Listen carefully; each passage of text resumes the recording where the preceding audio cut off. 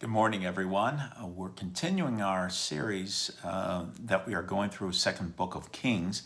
This is in chapter 24, verses 8 through 17. Jehoiakim was 18 years old when he began to reign, and he reigned 3 months in Jerusalem. His mother's name was Nehushta, daughter of Elnathan of Jerusalem. He did evil in the sight of the Lord, just as his forebears had done.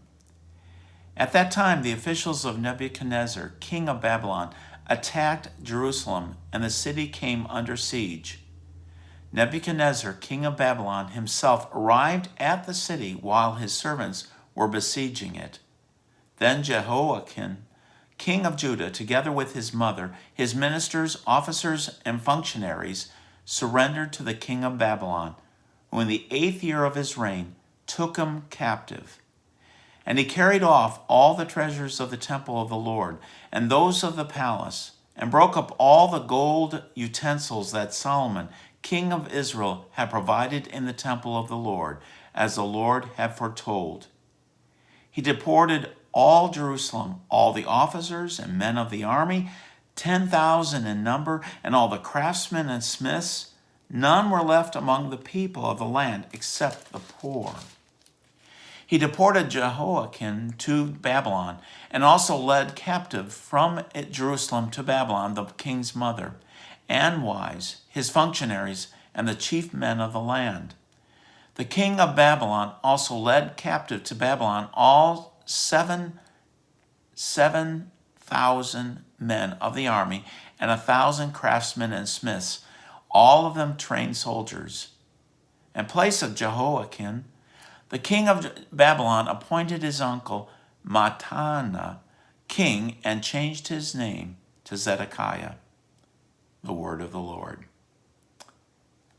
Thanks be to God.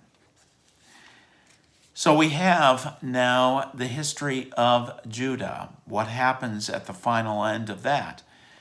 We already had the taking of the 10 tribes of the north taken by the Assyrians.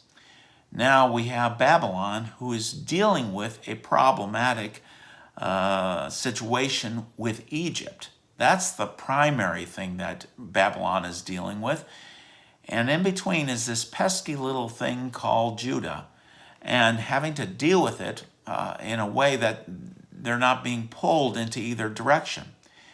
We do know that from the background of this, that there were probably some who were pro-Egypt, and there were others that were pro-Babylon, and this was happening within Judah itself. How much were they going to go along with Egypt, which was the enemy of Babylon, and how much were going to go with Babylon? In the end, Nebuchadnezzar just had to deal with the situation, and it was not a one-time thing. What we have read here is the first initial one, but it continued to have it. He put up a puppet king, the uncle, and changed his name to Zedekiah. But this is not the final analysis. This was the first initial time where Nebuchadnezzar has to deal with the land. But he takes the prime property.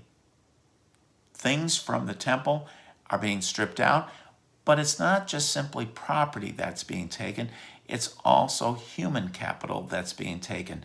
All the top people are taken into captivity. And we saw this with the Assyrians, with Israel, the 10 tribes of the north. Now we're seeing it with Judah, that they're taken into captivity. And the editor wants to let us know, in no uncertain terms, that the king of Judah did evil in the sight of the Lord, just as his forebears had done. We saw yesterday, or not yesterday, but the day before, Hezekiah, who was a godly king. So there were godly kings in Judah, but there were also some ungodly ones, and here's an example of it. It's an interesting passage of Scripture, and what's also interesting is that there are a number of documents that have been found in recent history that collaborate with this. There are things that they have found in Babylon that collaborate with this capture of Jerusalem. We do know that this initial one was in the year 605 BC. He continued to do marches into Jerusalem.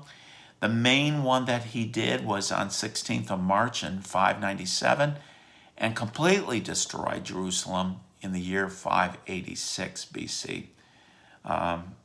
Sad story of what happens. By the waters of Babylon, the people wept. It was a major turning point for the people of Judah as they found themselves no longer in the land.